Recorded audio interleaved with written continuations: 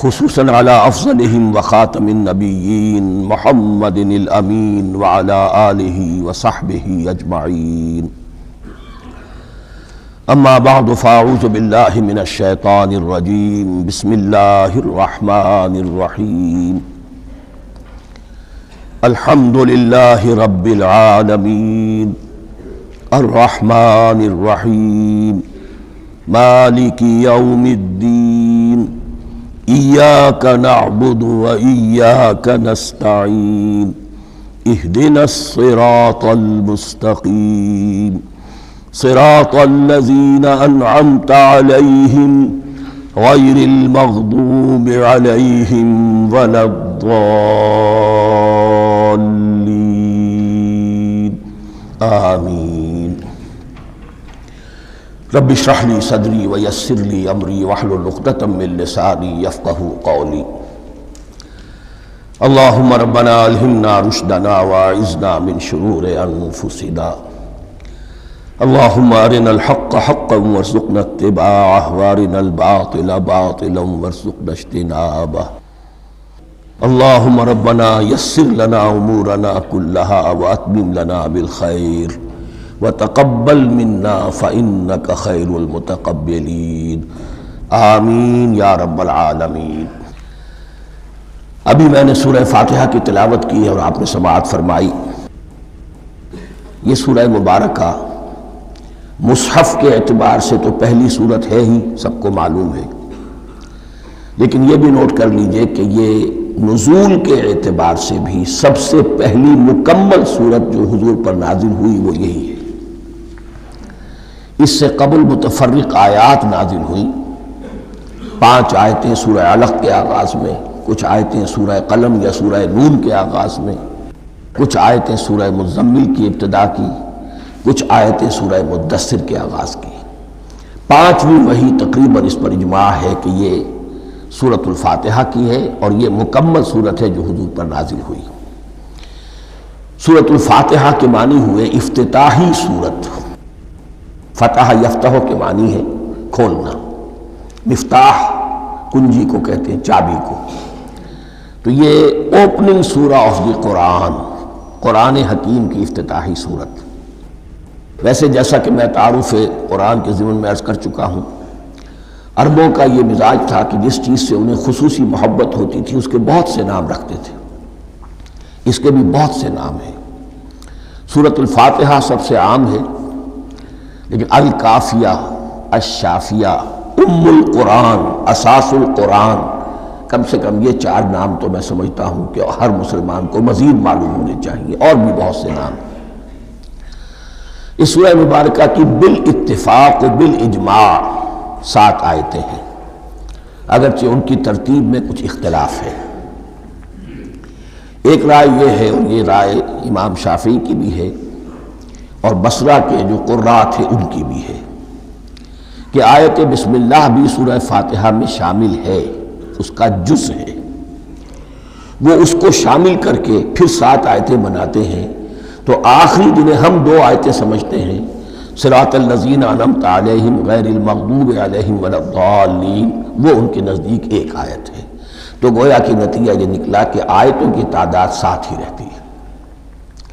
امام ابو حنیفہ رحمۃ اللہ علیہ کا موقف اور کوفے کے جو قراء تھے ان کا بھی موقف یہ ہے کہ آیت بسم اللہ نہ سورہ فاتحہ کا جز ہے نہ کسی اور سورت کا جز ہے، سوائے ایک مقام پر جہاں حضرت سلیمان علیہ السلام کا خط جو ہے نقل ہوا ہے، جنہوں نے ملکہ سبا کو لکھا تھا، انہ من سلیمان و انہ بسم اللہ الرحمن الرحیم۔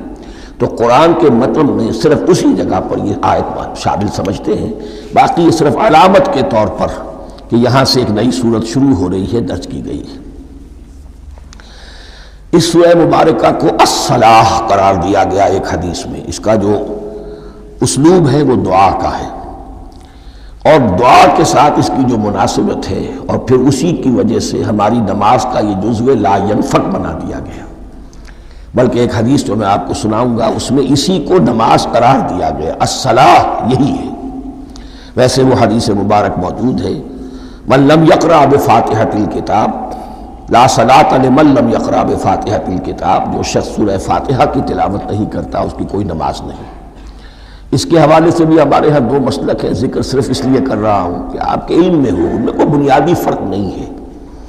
کسی بھی ایک رائے کا انسان قائل اور حامل ہو سکتا ہے بغیر اس کے کہ دوسرے کو بالکل غلط قرار دے، بلکہ یہ کہ اس کے لیے بھی گنجائش اپنے ذہن میں اور اپنے دل میں رکھے۔ اور دوسری آیت یہ ہے کہ اس کا حصہ نہیں ہے۔ اسی اعتبار سے یہ کہ یہ سورہ مبارکہ نماز میں پڑھی جانی ضروری ہے، لا صلاۃ لمن لم یقرأ بفاتحۃ الکتاب۔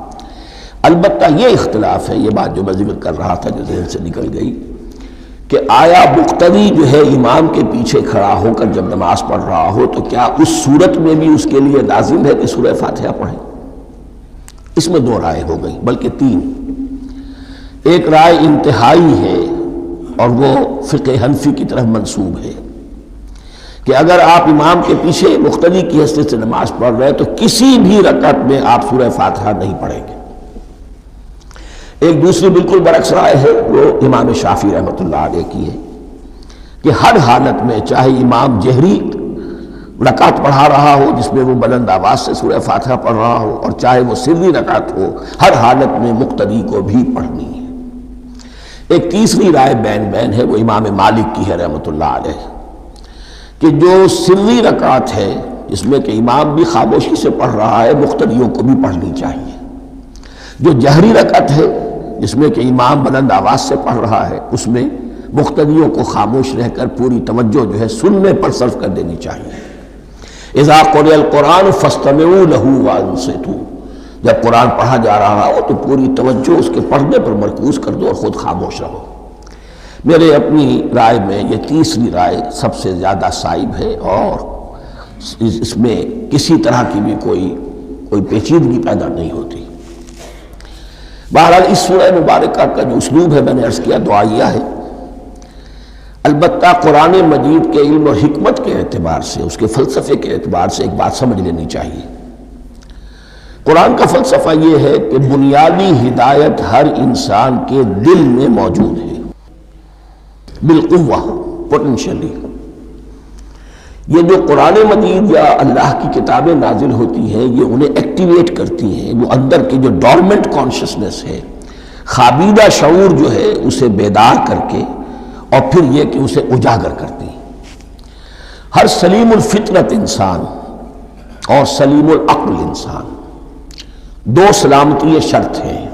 سلیم الفطرت، نیچر پرورٹڈ نہ ہو، فطرت مسخ نہ ہو گئی ہو، عقل سلیم ہو۔ ان دونوں چیزوں کا نتیجہ یہ نکلتا ہے کہ وہ انسان از خود، بغیر کسی وحی کی رہنمائی کے، بغیر کسی نبی کی تعلیم کے سے استفادہ کیے ہوئے از خود بھی کچھ حقائق تک پہنچ جاتا ہے۔ اور وہ حقائق کیا ہے؟ نمبر ایک یہ کہ اس کائنات کا ایک خالق ہے، وہ ایک ہے، اور وہ تمام صفات کمال سے متصف ہے۔ نمبر دو یہ کہ انسان کی زندگی صرف یہ زندگی نہیں ہے، بلکہ ایک اور زندگی ہے کہ جس میں اس زندگی کے اعمال کے نتائج برآمد ہوں گے۔ یہ دو باتیں، اس کی زیادہ وضاحت کے ساتھ جو ہے اس کا تذکرہ آئے گا سورہ لقمان میں، جہاں حضرت لقمان کی شخصیت کا تذکرہ ہے۔ لیکن یہاں صرف یہ بات سمجھ لیجئے کہ قرآن کا فلسفہ یہ ہے کہ ہر انسان میں، ہر فرد نوع بشر میں جو اپنی ولادت کے وقت مسلم ہوتا ہے، حضور کی حدیث ہے کل مولود یولد علی الفطرہ ابواہ یحودانہ او ینصرانہ او یمجسانہ، ہر بچہ نوع انسانی کا فطرت اسلام پر پیدا ہوتا ہے، وہ فطرت کے اندر وہ ہدایت ودیت ہے۔ اب اگر وہ فطرت بس نہیں ہوئی اور عقل جو ہے وہ صحیح رخ پر کام کر رہی ہے تو ان دو حقائق تک وہ انسان خود پہنچ جائے گا۔ لیکن ان دونوں حقائق تک پہنچنے کے بعد اب وہ دست بستہ دعا کرے گا کہ اے رب اب مزید ہدایت تو مجھے عطا فرما۔ ایک تو یہ کہ میں کیا کروں کیا نہ کروں، میری عقل اس میں ٹھوکر کھا سکتی ہے، میں کسی اچھی چیز کو بری سمجھ سکتا ہوں، کسی بری کو اچھی سمجھ سکتا ہوں، تو مجھے صحیح راستہ، صحیح راہ ہدایت پر چلا۔ یہ دعا ہے جو انسان کرتا ہے جبکہ وہ ایمان باللہ اور ایمان بالآخرہ تک خود پہنچ چکا ہوتا ہے، اور یہ سمجھتا ہے کہ صحیح زندگی کا رخ یہی ہے کہ جس رب کو میں نے پہچانا ہے کہ وہ اس کائنات کا خالق ہے اور مالک ہے اور رب ہے، میں اس کی بندگی کروں، اس کی اطاعت کروں، اس کا حکم مانوں، اس کے راستے پر چلوں۔ لیکن وہ راستہ کون سا ہے؟ اس کے لیے پھر دست بدعا ہوتا ہے کہ پروردگار تو میری رہنمائی فرما۔ یہ مقام ہے کہ جہاں آپ سمجھ لیجئے اپنے آپ کو بھی آج اس جگہ پر تصور کرتے ہوئے پھر اس سورہ مبارکہ کو پڑھیے کہ آپ اس مقام پر اللہ کے فضل و کرم سے پہنچ چکے ہیں کہ اللہ کو آپ نے پہچان لیا اور اس کی توحید کو جان لیا، اس کی جملہ صفات کمال سے آپ واقف ہو گئے۔ آپ یہ بھی وہ جان گئے کہ بڑھ کر اس کے حضور میں حاضر ہونا ہے اور وہ حساب کتاب لے گا۔ پھر آپ نے یہ عہد بھی کر لیا کہ اب زندگی گزارنی ہے اس رب کی بندگی میں، اسی کی فرما برداری میں۔ اب یہاں کھڑے ہو کر آپ پوچھتے ہیں کہ اللہ مجھے وہ تفصیلی ہدایت عطا فرما، ایسا نہ ہو کہ کبھی میں کسی راستے پر چلتا ہوا کسی پگڈنڈی پر مڑ جاؤں اور وہ تھوڑی سی جو ڈیویشن ہو میرے راستے کی وہ میری عاقبت کو برباد کر دے۔ یک لحظہ غافل گشتم و صد سال راہم دور شد، اس لیے کہ ہوتا یہی ہے سیدھے راستے سے ذرا سی کوئی پگڈنڈی جو ہے تھوڑے سے اینگل پر نکلی ہے، لیکن جب چلتے جائیں گے آپ تو جتنے آگے بڑھیں گے اس پر، اس راہ صراط مستقیم سے آپ اتنے ہی زیادہ دور ہوتے چلے جائیں گے۔ یہ ہے قرآن مجید کی حکمت اور فلسفے کے اعتبار سے اس سورہ مبارکہ کا مقام۔ اب آئیے ہم بسم اللہ کرتے ہیں۔ بسم اللہ الرحمن الرحیم، شروع کرتا ہوں میں اللہ کے نام سے جو رحمان اور رحیم ہے۔ اس پر کچھ گفتگو ہو چکی ہے تعارف قرآن کے ضمن میں کہ رحمان اور رحیم دو نام ہیں کہ جو رحمت کے مادے سے نکلتے ہیں۔ رحمان میں اللہ تعالیٰ کی رحمت کا جوش ہے، جانی کیفیت، طوفانی کیفیت، اور رحیم میں اللہ تعالیٰ کی رحمت کا دوام اور تسلسل۔ یہ دونوں کیفیات اللہ کی رحمت میں بیک وقت موجود ہیں، جس کا ہم تصور نہیں کر سکتے۔ ہم سمندر کو دیکھتے ہیں، متلاطم سمندر ہے، اس میں ہیجان ہے، طوفان ہے۔ دریا کو دیکھتے ہیں کہ وہ سکون کے ساتھ چل رہا ہے، خاموشی سے چل رہا ہے، بہہ رہا ہے، بس تسلسل کے ساتھ بہہ رہا ہے۔ ہم ان دونوں کیفیات کو علیحدہ علیحدہ دیکھتے ہیں تو ہمارا ذہن ان دونوں کو بیک وقت اس کا تصور نہیں کر سکتا، تخیل ممکن نہیں۔ لیکن اللہ کی رحمت کی یہ دونوں شانیں مستقلاً ہر وقت موجود ہیں بیک وقت، اسی لیے ان دونوں کے درمیان کہیں حرف عطف نہیں آئے گا۔ بسم اللہ الرحمن الرحیم، الحمدللہ رب العالمین، کل حمد، اور حمد کو ذہن میں رکھ لیجئے، حمد مساوی ہے تعریف جمع شکر۔ عام طور پر ترجموں میں ایک لفظ لایا جاتا ہے، کل تعریف اللہ کے لیے، یہ کافی نہیں ہے۔ تعریف آپ کسی شے کی کر سکتے ہیں جس میں کوئی حسن ہے، خوبی ہے، کسی بھی اعتبار سے، خواہ آپ کو اس کے حسن و خوبی سے کوئی فائدہ حاصل نہیں ہو رہا۔ ایک پھول ہے، بہت خوبصورت ہے، بس ٹھیک ہے، خوبصورت ہے، آپ نے کہا، تعریف کر دی۔ شکر کرتے ہیں آپ اس شے کا جس سے آپ کو کوئی فائدہ پہنچا ہو، استفادہ ہوا ہو، آپ کی کوئی ضرورت پوری ہوئی ہو، آپ کی کوئی مشکل رفع ہوئی ہو۔ اور آپ دیکھیں گے کہ حمد میں یہ شکر کا پہلو غالب ہے۔ جتنی بھی دعائیں ہیں حضور سے منقول، شکر کے مقام پر وہاں حمد آتا ہے۔ بھوک لگی ہوئی تھی، کھانا کھایا، الحمدللہ الذی اطعمنی وسقانی۔ اب یہاں دیکھیے ترجمہ، تعریف نہیں، شکر ہے اس اللہ کا جس نے مجھے کھلایا اور پلایا۔ آپ بیت الخلاء سے باہر آئے، نجاستیں آپ سے دور ہو گئیں، طبیعت میں انشراح ہوا، الحمدللہ الذی اذھب عنی الاذی وعافانی۔ وہ شکر ہے اس اللہ کا جس نے اذیت بخش چیزیں مجھ سے دور کر دیں اور مجھے عافیت بخشی۔ تو یہ الحمدللہ رب العالمین، اللہ تعالیٰ کا حسن و کمال اور حسن و جمال اپنی جگہ بھی اس انتہا کا ہے کہ جتنی تعریف اس کا حق ہے ہم کر ہی نہیں سکتے، لیکن اس کے احسانات اور انعامات ہم پر اتنے ہیں کہ ہم ان کو بھی گن نہیں سکتے۔ لہذا ایک ہی احصاء ہم نے کر دیا الف لام کے ساتھ، الحمدللہ رب العالمین۔ تمام تعریفیں اور کل شکر اللہ کے لیے ہیں کہ جو تمام جہانوں کا پروردگار ہے، رب ہے، مالک ہے۔ رب میں ایک مفہوم ہوتا ہے ربوبیت کا، اور اس میں مفہوم شامل ہوتا ہے تربیت کا، ربیانی صغیرہ۔ تو مالک ہونا اور تربیت دینا۔ آپ جس شے کے مالک ہوں گے آپ چاہیں گے اس میں بڑھوتری ہو، اس میں اضافہ ہو، وہ نشو و نما پائے۔ تو یہ دونوں چیزیں آپس میں ایک دوسرے کا جڑی ہوئی ہیں، پروردگار بھی اور مالک بھی۔ عام طور پر عربی میں رب کا لفظ مالک کے لیے آتا ہے، رب البیت، رب الدار، رب المال۔ تو مالک وہاں پر ظاہر بات ہے کہ اس سے مراد کیا ہے؟ مال والا، گھر والا، گھر کا مالک۔ تو کل شکر اور کل تعریف اس اللہ کے لیے ہے جو تمام جہانوں کا مالک بھی ہے اور پروردگار بھی ہے۔ الرحمن الرحیم، رحمان ہے اور رحیم ہے۔ اب دوبارہ اس کی میں وضاحت نہیں کروں گا۔ مالک یوم الدین، یوم دین کا مختار مطلق ہے۔ دین عربی زبان میں کہتے ہیں بدلے کو، دناہم کما دانو، کما تدینو تو دانو، یہ کہاوت ہے۔ جیسے اردو میں ہم کہتے ہیں جیسا کرو گے ویسا بھرو گے، کما تدینو تو دانو، تو یہ ہے بدلہ۔ اس کا بنیادی مفہوم جو ہے وہ بدلہ ہے۔ تو بدلے کا ایک دن ہے جس دن فیصلہ ہوگا کہ کون کیا کما کر لایا ہے، اسے کیا بدلہ ملنا چاہیے۔ آیا اس کا برائیوں کا پلڑا بھاری ہے کہ اسے سزا ملنی چاہیے، یا اس کی حسنات اور نیکیوں کا پلڑا بھاری ہے کہ اسے جزا ملنی چاہیے، اس کا انعام اور اکرام کے ساتھ معاملہ کیا جانا چاہیے۔ وہ ایک دن ہے، اسے ہم یوم القیامہ کہتے ہیں۔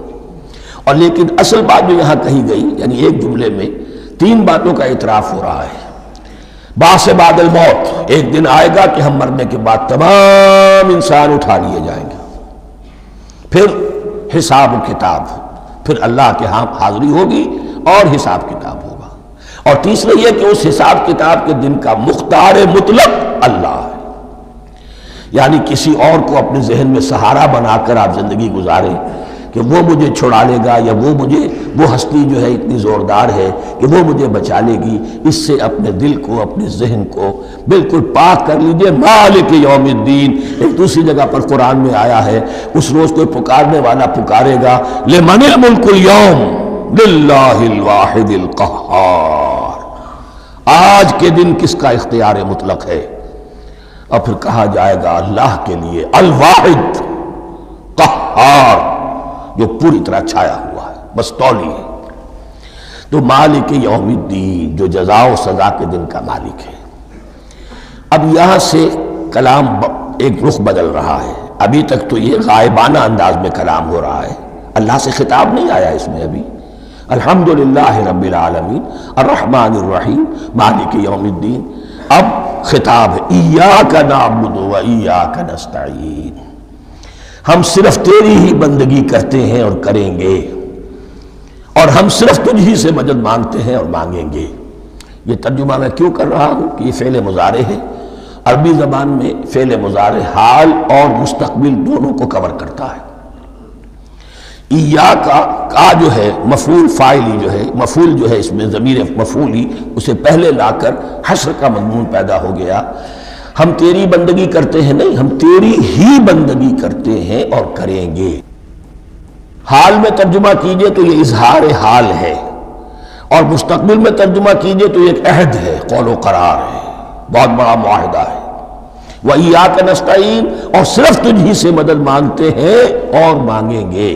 اس میں بھی حال کا ترجمہ اظہار حال، اللہ کرے کہ واقعی ہمارا حال وہی ہو، جب ہم یہ الفاظ کہتے ہیں تو واقعتاً ہم اس پر پورے اتر رہے ہوں کہ اسی کی بندگی کر رہے ہوں اور اسی سے ساری استعادت اور استمداد کر رہے ہوں۔ جہاں تک مستقبل کا تعلق ہے وہ پھر ایک عہد ہے، اہدنا الصراط المستقیم، یہ مقام وہ آ گیا کہ یہاں تک تو اے پروردگار ہم پہنچ گئے تیرے فضل سے، تیرے کرم سے۔ فطرت سلیمہ بھی تیری عطا کردہ تھی، عقل سلیم بھی تیری ودیعت کردہ تھی، ان دونوں کی روشنی سے ہم یہاں تک تو پہنچ گئے۔ اب ہماری جو ضرورت ہے، احتیاج ہے، وہ کیا ہے؟ اہدنا الصراط المستقیم، ہدایت بخش ہمیں سیدھے راستے کی۔ یہاں دو باتیں سمجھ لیجئے۔ انفرادی سطح پر انسان کے لیے نہ معلوم کتنے مرحلے آتے ہیں ہر روز کہ جس میں وہ ایک چھٹک کر کھڑا ہو جاتا ہے، یہ کروں یا یہ کروں، دو آلٹرنیٹو سامنے آ رہے ہیں، فیصلہ کرنا مشکل ہو رہا ہے، قدم قدم پر ہدایت کی ضرورت ہے۔ اور اجتماعی طور پر نوع انسانی تین بڑے بڑے تمدنی مسائل میں واقعہ یہ ہے کہ تسلیم کر لیا جانا چاہیے کہ عقل انسانی اس کو راستہ نہیں دکھا سکتی۔ عام معاشرتی سطح پر مرد اور عورت کے درمیان حقوق اور اختیارات کا کیا توازن ہو، ناممکن ہے، انسان طے نہیں کر سکتا۔ انسان یا مرد ہے یا عورت ہے۔ عورت سوچے گی اپنے اپنے جذبات کا، اپنے خیالات کا لحاظ رکھے گی، مرد کے جذبات و احساسات کا اس کا کوئی تصور ہی ممکن نہیں۔ مرد سوچے گا اسے اپنے احساسات معلوم ہے، لیکن یہ کہ عورت کے احساسات سے وہ نابلد ہے، ان کو محسوس کر ہی نہیں سکتا۔ لا محالہ وہ اپنے بارے میں وہ جو بھی نظام بنائے گا اس میں وہ اپنی بالادستی رکھے گا۔ وہ تو ایک ہی ہستی ہو سکتی ہے کہ جو دونوں کی خالق ہے، مرد کی بھی عورت کی بھی، اور اس کو دونوں سے محبت ہے، دونوں کا خیر خواہ ہے، دونوں کا رب ہے، دونوں کو پروان چڑھانا چاہتا ہے۔ اسی طرح فرد اور معاشرہ یا ریاست، حکومت اور ریاست ہمیشہ یہ چاہتی ہے کہ سارے اختیارات ہمارے ہاتھ میں آ جائیں، ٹوٹلیٹیرین سوسائٹی ہو، بس ہم حکم دیں اور لوگ اس پر چلیں۔ افراد یہ چاہتے نہیں، ہمیں آزادی ہونی چاہیے۔ اب آپ دیکھیے کہ دنیا میں کتنے جھگڑے چلتے ہیں اسی پر، فریڈم فریڈم فریڈم۔ وہ فریڈم واقعتاً اپنی جگہ پر ایک شے ہے، افراد کی آزادی ہونی چاہیے، لیکن افراد کی آزادی اتنی نہ ہو جائے کہ وہ مادر پدر آزاد ہو جائے، کوئی قانون، کوئی قاعدہ، کوئی اخلاقی کوئی حدود اور قیود جو ہے ان کا پابند نہ رہے۔ تو اب کہاں ہے وہ نقطہ اعتدال کہ جس میں انسان کے انفرادی آزادی، انفرادی اختیار اور ادھر اجتماعی مصلحتیں جو ہیں ان کو بیلنس کیا جا سکے؟ انسان طے نہیں کر سکتا، صرف اللہ ہی اس کے لیے نظام دے سکتا ہے۔ تیسرا مسئلہ ہے سرمایہ اور محنت، اس میں کیا توازن ہو؟ سرمایہ اور محنت دونوں مل کر کچھ بنا رہے ہیں، کچھ پروڈیوس کر رہے ہیں۔ اب اس میں نفع جو ہوا ہے اس میں سرمایہ کا کتنا حصہ ہونا چاہیے اور لیبر کا کتنا ہونا چاہیے، کون طے کر سکتا؟ اس کے لیے بھی کہ ایسا نہ ہو کہ سرمایہ داری جو ہے آکاش بیل بن کر پورے معاشرے پر چھا جائے، اور غریب بیچارہ، مزدور بیچارہ، کاشتکار بیچارہ وہ گویا کہ چکی کے دو پارٹوں میں پس کر رہ جائے، اس کی کوئی حیثیت نہ رہ جائے۔ لیکن یہ کہ دوسری طرف اگر یہ کہ مزدور کا جو حق ہے اس سے زیادہ اس کو دے دیا جائے تو سرمایہ جو ہے وہ سکڑ جائے گا، شائی ہو جائے گا، وہ پھر میدان میں نہیں آئے گا۔ کیا کیا جائے؟ کون سا نقطہ عدل و اعتدال ہے؟ یہ تین مسائل ایسے ہیں، اہدنا الصراط المستقیم۔ تو یوں سمجھیے کہ ایک جو بنیادی ہدایت تھی، ایک اللہ کو پہچان لینا، یہ جان لینا کہ کل حسن و جمال اور تمام انعام و اکرام کا منبع اس کی ذات ہے، وہ رحمان ہے اور رحیم ہے، اور یہ جان لینا کہ مرنے کے بعد جی اٹھنا ہے، حساب کتاب ہے، فیصلہ ہوگا جزا و سزا کا، اور مختار مطلق اس دن کا اللہ ہے۔ پھر یہ عہد کر لینا ایاک نعبد و ایاک نستعین۔ اس کے بعد دعا، پروردگار ہمیں ہدایت پر قائم رکھ، ہماری ہدایت میں اضافہ فرما۔ اس ہدایت کے لفظ کو سمجھ لیجئے، بنیادی ہدایت، تفصیلی ہدایت، قدم قدم پر ہدایت، ہدایت پر ہدایت۔ والذین اہتدوا زادہم ھدی، جو لوگ ہدایت کے راستے پر آتے ہیں اللہ ان کی ہدایت میں اضافہ کرتا ہے۔ تو یہ قدم قدم پر ہمیں ہدایت کی ضرورت ہے اور مرحلہ وار ضرورت ہے۔ ہدایت اس کو بھی کہتے ہیں کہ کسی نے آپ سے کوئی پتہ پوچھا، آپ نے کہا ادھر جانا، پھر دوسری گلی میں مڑنا، پھر جانا دو تین لائٹیں چلے جانا، پھر مڑنا، وغیرہ وغیرہ، یہ بھی ہدایت ہے، نظری طور پر آپ نے بتایا ہے۔ ایک ہدایت یہ ہوئی کہ بھائی میں چلتا ہوں آپ کے ساتھ، میں آپ کو وہاں تک پہنچا دوں گا تاکہ آپ کو دقت نہ ہو، آپ نے منزل تک پہنچا دیا۔ ان دونوں کے درمیان، یہ تو میں نے ایک فرد کی مثال دی ہے، اللہ اور بندے کے درمیان نہ معلوم کتنے مراحل ہیں ہدایت کے۔ تو کسی وقت بھی انسان اپنے آپ کو ہدایت خداوندی سے مستغنا نہیں سمجھ سکتا، اور نہیں تو پروردگار جو ہدایت دی ہے اس پر ہدایت پر قائم رکھ۔ کیا پتہ شیطان کا کوئی حملہ، کیا پتہ ہمارے نفس کی کوئی شرارت کسی ایسے رخ پر ہمیں ڈال دے کہ اب تک کی ساری کمائی بھی ضائع ہو جائے۔ لہذا یہ نہ سمجھیے کہ جب یہ ساری چیزیں ان کو معلوم تھی، ان چیزوں کا تو اقرار کر رہے تو اب ہدایت کون سی مانگ رہے ہیں؟ تو ہدایت کا تو بڑا میدان کھلا ہوا ہے، اور اس ہدایت کی وہ جو میں نے آخری شکل آپ کو بتائی ہے کہ منزل مقصود تک پہنچا دے، یہ ہدایت بھی قرآن مجید میں اس معنی میں بھی لفظ آیا ہے کہ اہل جنت جب جنت میں داخل ہوں گے تو جو ترانہ حمد ان کی زبان پر اس وقت ہوگا وہ کیا ہے؟ الحمدللہ الذی ہدانا لہذا وما کننا لنہتدی لولا ان ہدانا اللہ۔ کل شکر صلی اللہ کا جس نے ہمیں یہاں تک پہنچا دیا، ہدایت دی یہاں تک پہنچا دیا، اور ہم ہرگز نہ پہنچ پاتے، ہم ہرگز ہدایت یافتہ نہ ہو سکتے اگر اللہ ہی ہمیں ہدایت نہ دیتا۔ اہدنا الصراط المستقیم، سیدھا راستہ، صراط الذین انعمت علیہم، اب اس کی مزید وضاحت ہے، راستہ اس کا ان لوگوں کا جن پر تیرا انعام ہوا۔ یہ کون لوگ ہیں؟ اس کی وضاحت آپ کو ملے گی سورہ نساء میں، من یطع اللہ والرسول فاولئک مع الذین انعم اللہ علیہم من النبیین والصدیقین والشہداء والصالحین۔ چار طبقات ہیں منعم علیہم جن پر اللہ کا انعام ہوا ہے۔ چوٹی پر انبیاء کرام، اس کے بعد صدیقین کرام، اس کے بعد شہداء عظام، اس کے بعد عام صالح مسلمان، صالح ہو۔ یہ بیس لائن ہے، اس سے اوپر کا درجہ شہداء کا ہے، اس سے اوپر کا درجہ صدیقین کا ہے، اور پھر اس سے اوپر کا درجہ انبیاء کا ہے۔ انبیاء میں سے پھر وہ بھی ہوتے ہیں کہ جو اولو العزم میں من الرسل ہیں، لیکن یہ چار طبقات ہیں، ان کے راستے پر ہمیں چلا۔ غیر المغضوب علیہم ولا الضالین، جو مغضوب علیہم نہیں ہوئے، جن پر تیرا غضب نہیں ہوا، اور غضب ہوتا ہے ان پر کہ جو ہدایت کے واضح ہونے کے بعد ہدایت کو ترک کر دیں، وہ ہے مغضوب علیہم۔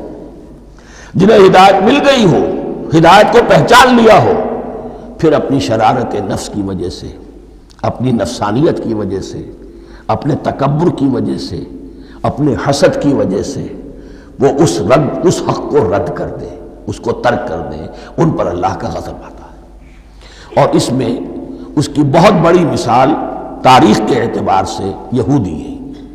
اللہ نے انہیں ہدایت دی، کتابیں عطا کی، تورات، انجیل، زبور، سینکڑوں نبی ان میں مبعوث کیے، 1400 برس تک نبوت کا تار ٹوٹا ہی نہیں، مسلسل۔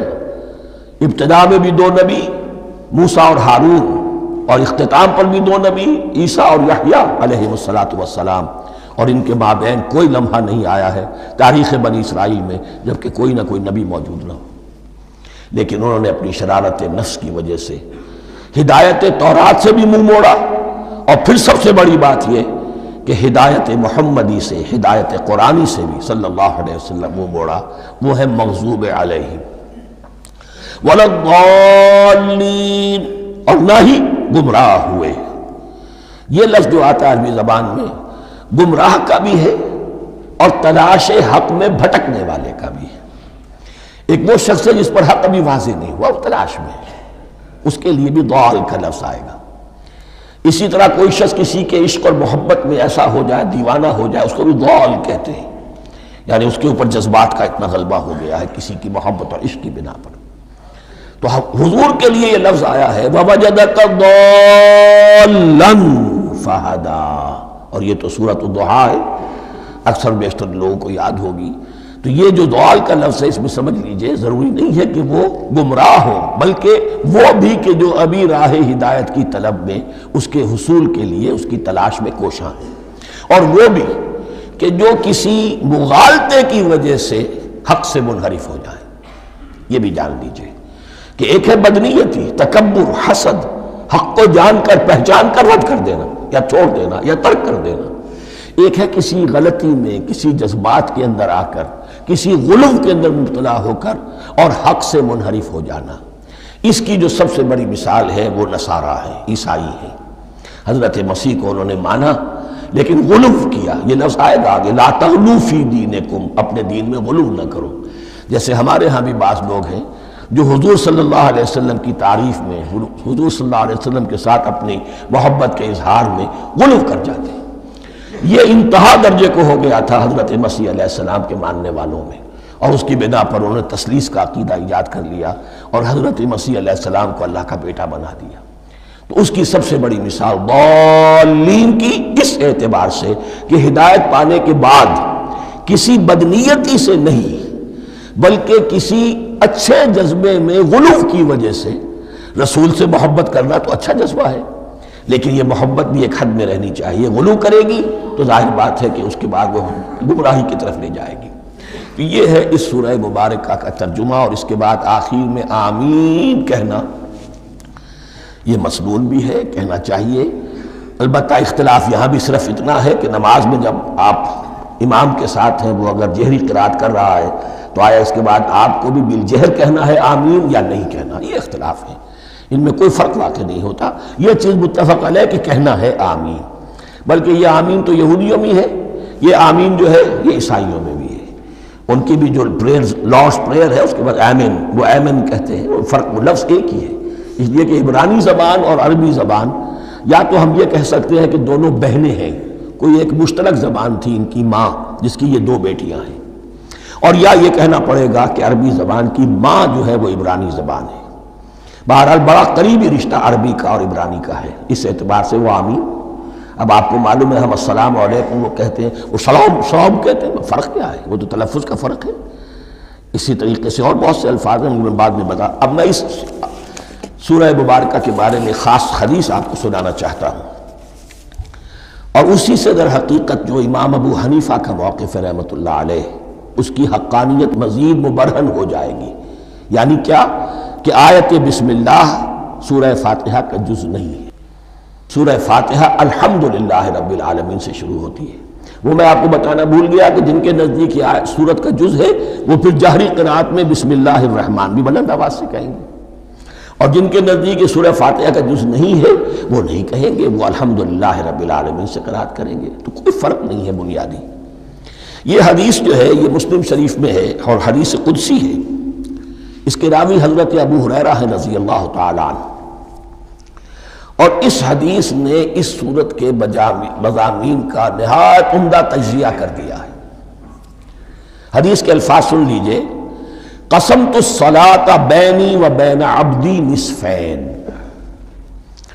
اللہ تعالیٰ فرما رہے ہیں، حدیث قدسی ہے، میں نے نماز کو، صلاۃ کو اپنے اور اپنے بندے کے درمیان آدھا آدھا تقسیم کر لیا، فنصفها لی ونصفها لعبدی، اس کا نصف جو ہے وہ میرے لیے ہے اور نصف جو ہے وہ میرے بندے کے لیے ہے، وَلِعَبْدِي مَا سَأَلَ، اور جو میرے بندے نے مانگا میں اسے دوں گا، میرا وعدہ ہے یا میں نے اسے دیا۔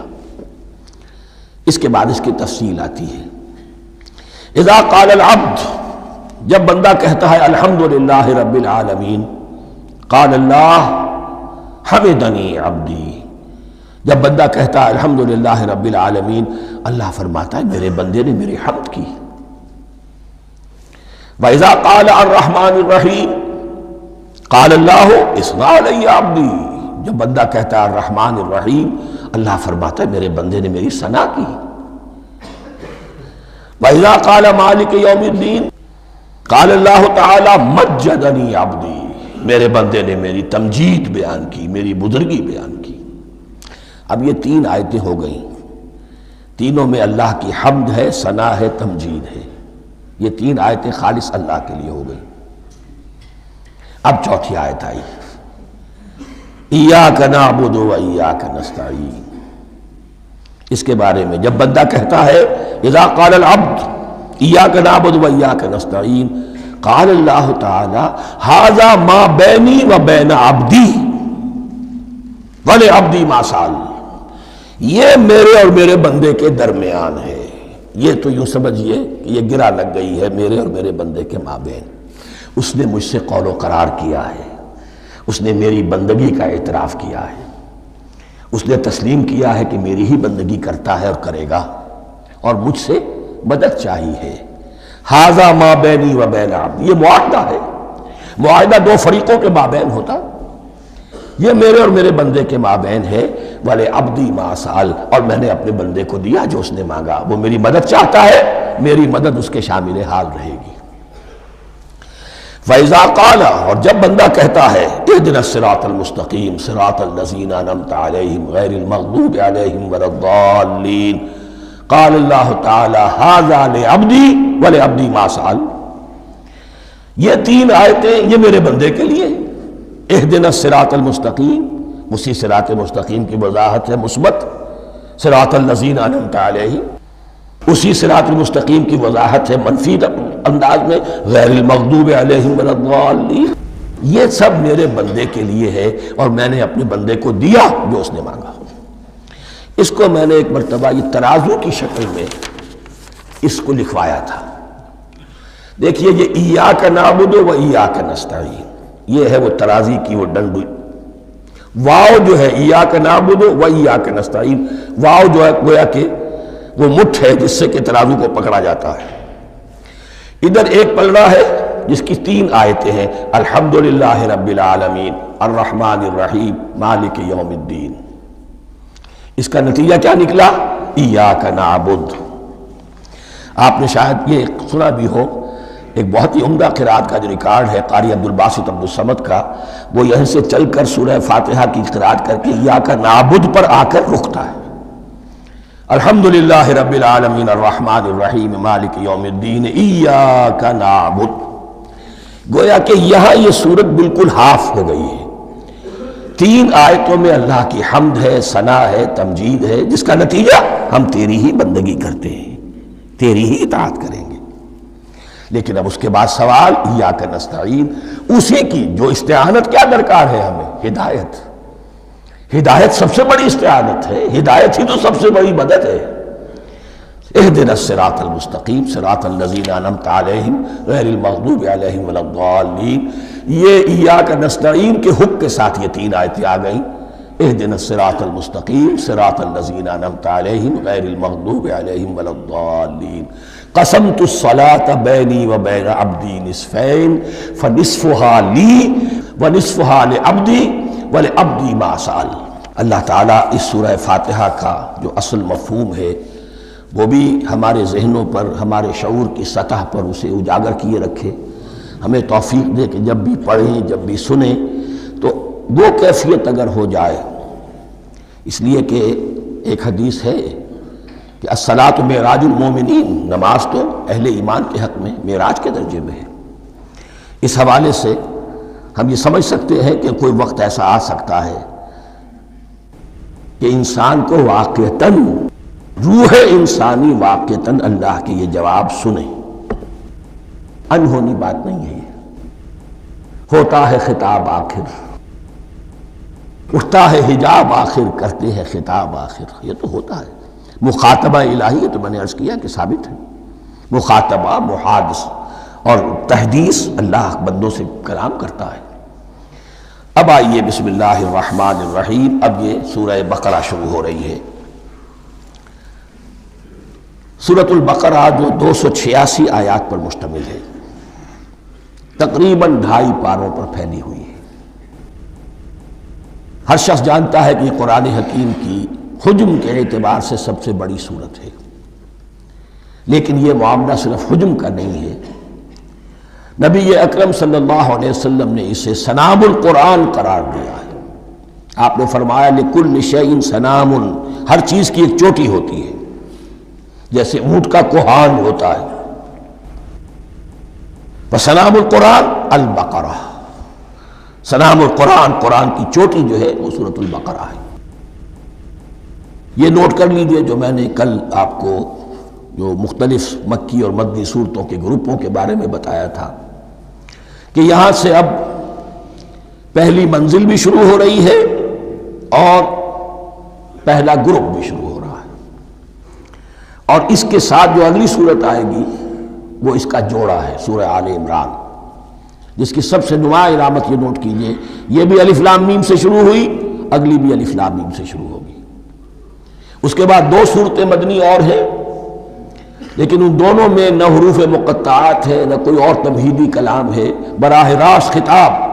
سورہ نساء میں یا ایھا الناس اور سورہ مائدہ میں یا ایھا الذین آمنوا، کوئی تمہیدی بات نہیں، کوئی حروف مقطعات نہیں، براہ راست خطاب۔ وہ ایک جوڑا ہے سورہ نساء اور سورہ مائدہ، اور یہ ایک جوڑا ہے سورہ بقرہ اور سورہ آل عمران۔ سورہ بقرہ اور سورہ آل عمران کو نبی اکرم صلی اللہ علیہ وسلم نے الزہراوین بھی قرار دیا ہے۔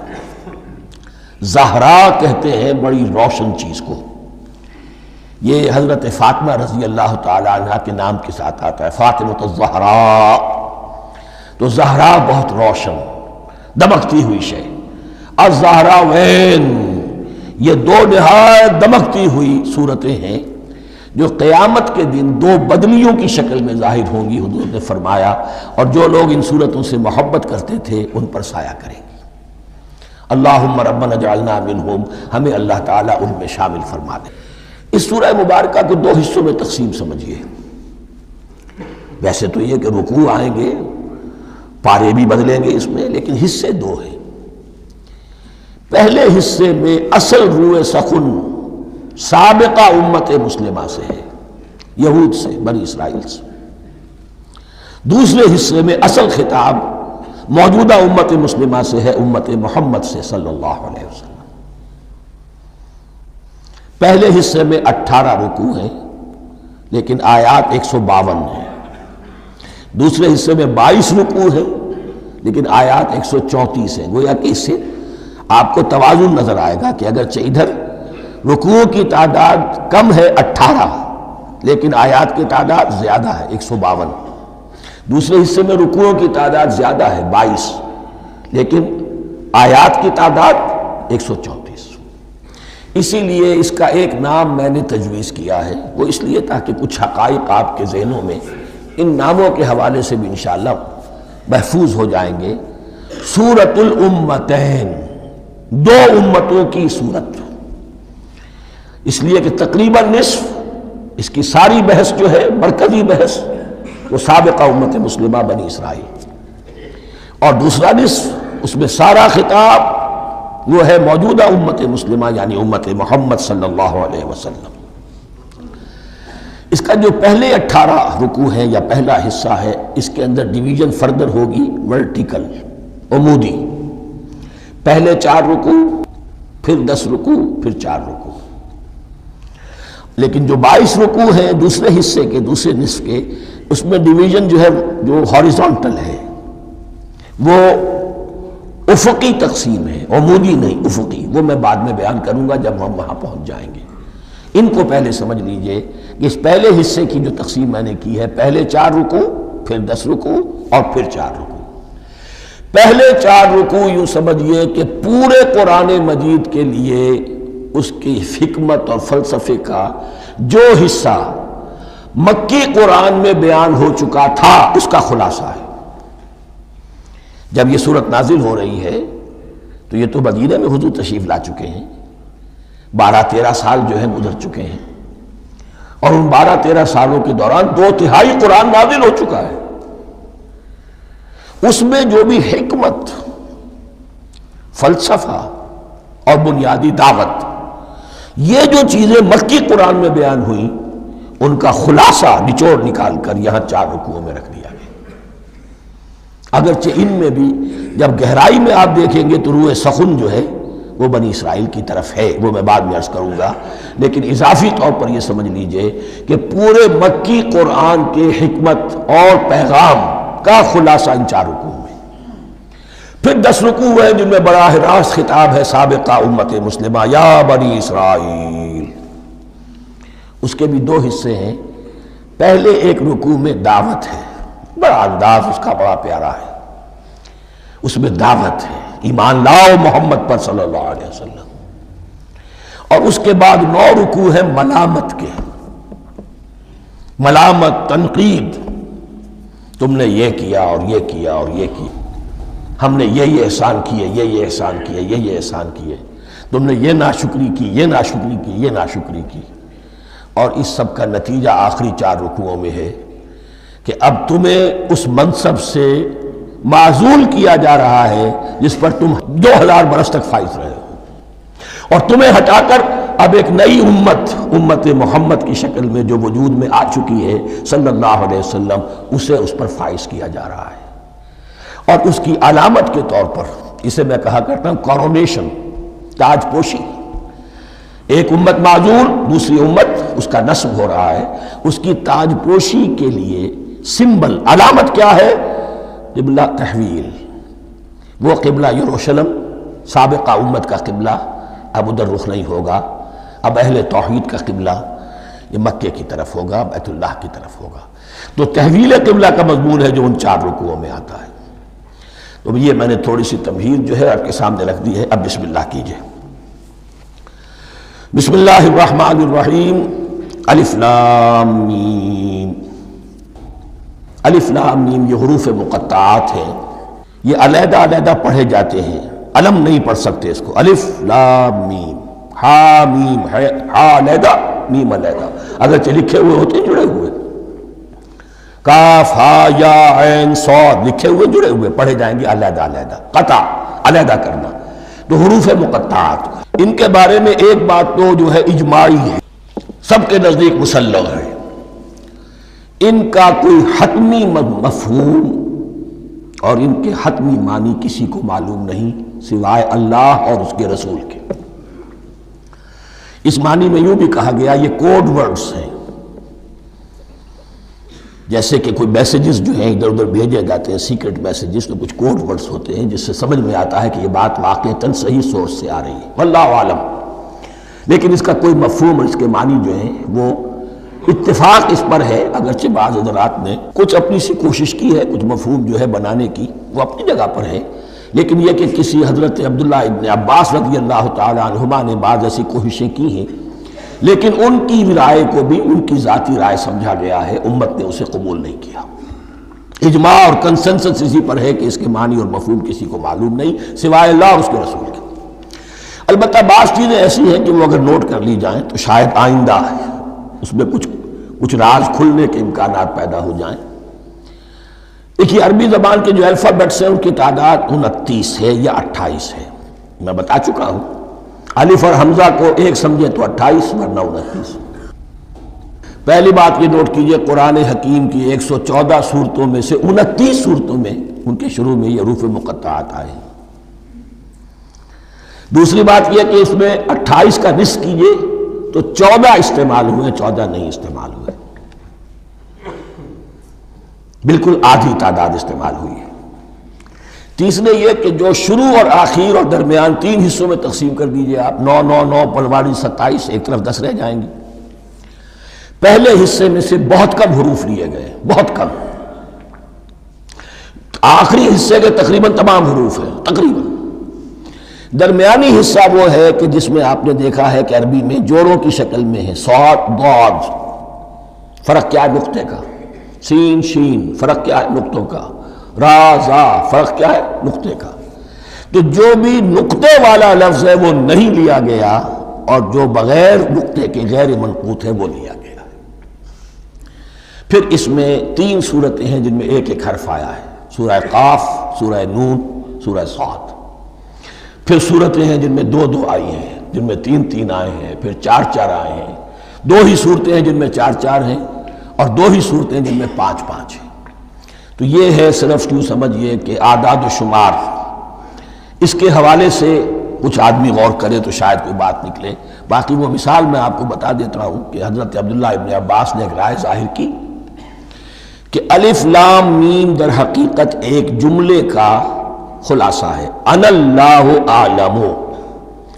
پہلا لفظ انا، اس کا الف لے لیا، درمیانی لفظ اللہ، اس کا درمیانی لام لے لیا، تیسرا لفظ اعلم، یہ آخری لفظ ہے، آخری حرف میم لے لیا، انا اللہ اعلم، میں اللہ جانتا ہوں، واللہ اعلم، واقعتاً اللہ ہی جانتا ہے۔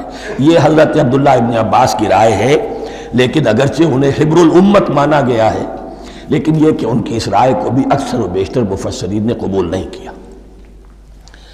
اب جو پہلے 2 رکوع ہیں اس سورہ بقرہ کے، ان کے بارے میں تعویل عام اور تعویل خاص کا ایک بڑا بنیادی فرق ہے جو نوٹ کر لینا چاہیے۔ جس وقت یہ صورت نازل ہو رہی ہے، میں عرض کر چکا ہوں کہ 12 سال ہو چکے تھے حضور کو اپنا فریضہ نبوت و رسالت ادا کرتے ہوئے۔ ایک جماعت اچھی بھلی تیار ہو چکی تھی جنہوں نے حضور کی دعوت پر لبیک کہا، ایمان لائے اور آپ کی تعلیمات پر عمل کیا۔ وہ ایک گروہ موجود تھا، یہ ابو بکر ہے، یہ عمر ہے، یہ عثمان ہے، یہ طلحہ ہے، یہ زبیر ہے، یہ عبد الرحمن ابن عوف ہے، یہ مصعب بن عمیر ہے، دیکھ لو۔ اور ایک گروہ وہ تھا کہ جو حق کو جان کر پہچان کر محض اپنی ضد اور حق درمی کی باعث وہ کفر پر آ گیا تھا۔ اور اب ایک تیسرا گروہ پیدا ہو رہا تھا مدینے میں آ کر، وہ ابھی ایمبریونک سٹیج میں ہے، کہ جو داعی ہے، مدعی ہے کہ ہم مانتے ہیں لیکن حقیقت میں نہیں مانتے۔ یہ تین قسم کے گروہ دنیا میں ہمیشہ پائے جائیں گے، ہمیشہ۔ اب اسے میں اس کو لا رہا ہوں تعویل عام کی طرف۔ جب بھی کبھی کوئی دعوت اٹھے گی انقلابی، ایک ہوتا ہے واعظ و نصیحت، ٹھیک ہے، جس نے بھی فائدہ اٹھایا اٹھا لیا۔ ایک ہوتی ہے دعوت انقلابی، وہ انقلابی دعوت کا ہدف ہوتا ہے نظام کو بدلنا۔ نظام بدلتا ہے تو ظاہر بات ہے کہ جو لوگ اس نظام میں جن کے ویسٹڈ انٹرسٹ ہیں اور جن کو پریولیجز حاصل ہیں، جن کے مفادات ہیں، وہ تو لازماً اپنے نظام کا تحفظ کریں گے۔ ٹکراؤ ہوگا، تصادم ہوگا، تصادم میں جانی نقصان بھی ہوگا، مالی نقصان بھی ہوگا۔ یہ گویا کہ کسی انقلابی دعوت کے لوازم ہیں۔ اگر یہ شے نہ ہو تو دعوت انقلابی ہے ہی نہیں۔ اس اعتبار سے ہر انقلابی دعوت کے جواب میں تین طبقے پیدا ہو جاتے ہیں۔ ایک وہ کہ جو اس دعوت کو قبول کرتے ہیں دیانت کے ساتھ، خلوص کے ساتھ، اخلاص کے ساتھ، اور پھر پوری جواں مردی کا ثبوت دیتے ہیں، ہر چہ بعد آباد، اب جو آئے سو آئے، جان دینی پڑے حاضر ہیں، مال دینا پڑے حاضر ہیں، کوئی تکلیف آئے، کوئی مشقت آئے، کوئی مصیبت آئے، کوئی قربانی کرے، حاضر۔ جب پکارا گیا واپس نہیں پھیرا کوئی فرمان جنوں کا، اور تنہا نہیں لوٹی کبھی آواز جرس کی۔ خیریت جاں راحت تن صحت داماں، سب بھول گئی مصلحتیں اہل ہوس کی۔ ایک وہ لوگ ہوتے ہیں، ایک وہ لوگ ہوتے ہیں کہ جو اڑ جاتے ہیں ضد پر، ہٹ درمی پر، ماننے کے باوجود، جاننے کے باوجود کہ بات تو ٹھیک ہے جو کہہ رہے ہیں، کیسے مان لیں؟ ہماری سیادت، ہماری چودراہٹ، ہمارے مفادات، ہمارے یہ ساری چیزیں ان سب کے اوپر زد پڑ رہی ہے۔ یہ لوگ اڑ جاتے ہیں اور پھر کوئی دعوت، کوئی نصیحت، کوئی مزید افہام و تفہیم ان کے حق میں مفید نہیں ہوتی۔ اس لیے کہ صحیح بات ہے جو کہتے ہیں کہ سوتے کو تو جگایا جا سکتا ہے، جاگتے ہو کیسے جگائیں؟ کوئی سویا ہوا ہے تو آپ اسے جگا دیں گے، جو جاگا ہوا ہے لیکن وہ بنا ہوا ہے، وہ اٹھنے کو تیار ہی نہیں ہے، تو آپ کیسے اٹھا دیں گے اس کو؟ تو جو لوگ جان بوجھ کر حق کو پہچان کر رد کر دیتے ہیں، پھر ان کے حق میں کوئی دعوت، کوئی نصیحت، کوئی تبلیغ، کوئی انذار، کوئی تبشیر مفید نہیں ہوتی۔ تیسرا درجہ ایسے لوگوں کا ہوتا ہے جو یا تو شروع میں آتے ہی شرارت کے ارادے سے ہیں، کوئی مصلحت ہے جس کی وجہ سے اس دعوت کو قبول کر لیا، کوئی ذاتی منفعت ہے جس کے لیے قبول کر لیا، یا یہ کہ شروع میں تو اخلاص کے ساتھ آتے ہیں لیکن جب قربانی دینے کا وقت آتا ہے تو ان کے اندر سیرت و کردار کی وہ مضبوطی نہیں ہوتی کہ ہر چہ بعد آباد، یہ نہیں ہوتی۔ وہ پھر ڈگمگاتے رہتے ہیں، کبھی کچھ چلے پھر کہیں ٹھٹک کر رہ گئے، پھر کہیں کچھ چلے پھر ٹھٹک کر رہ گئے۔ یہ تیسرا طبقہ ہے کہ جو کہتا ہے، دعوی مدعی ہے کہ ہم نے مانا ہے، قبول کیا ہے، بات ٹھیک ہے، کچھ تھوڑا بہت چلتے بھی ہیں، لیکن جہاں مشکل آئی ٹھٹک کر کھڑے ہو گئے، اوندھے منہ گر پڑے۔ یہ تیسرا طبقہ ہے۔ اس کے لیے لفظ ہمارے ہاں منافقین بھی ہے، لیکن اس رکوع میں آ کر ابھی ان 4 رکوعوں میں نہیں بلکہ سورہ بقرہ میں مکمل میں بھی کہیں نفاق کا لفظ نہیں آیا ہے، اس لیے کہ اسے مرض سے تعبیر کیا گیا۔ یہ مرض ہے ایک، اور اس مرض کے ذریعے سے لوگوں کے اندر جو ہے وہ ایک نفاق کا بیج پڑ رہا ہے، جو ظاہر ہوگا تو منافقت پوری کی پوری کھل کر سامنے آ جائے گی۔ روگ ہے انسانی شخصیت کا، اس حوالے سے وہ تیسری، اور یہ چونکہ اہم ترین حصہ تھا اور یہ مرض اب شروع ہو رہا تھا، مدینے میں، مکے میں نہیں تھا، لہذا زیادہ تفصیل سے اس کے بارے میں گفتگو ہوئی۔ اب ان 2 رکنوں کا سلسلے وار مطالعہ انشاءاللہ اس دوسری نشست میں کریں گے۔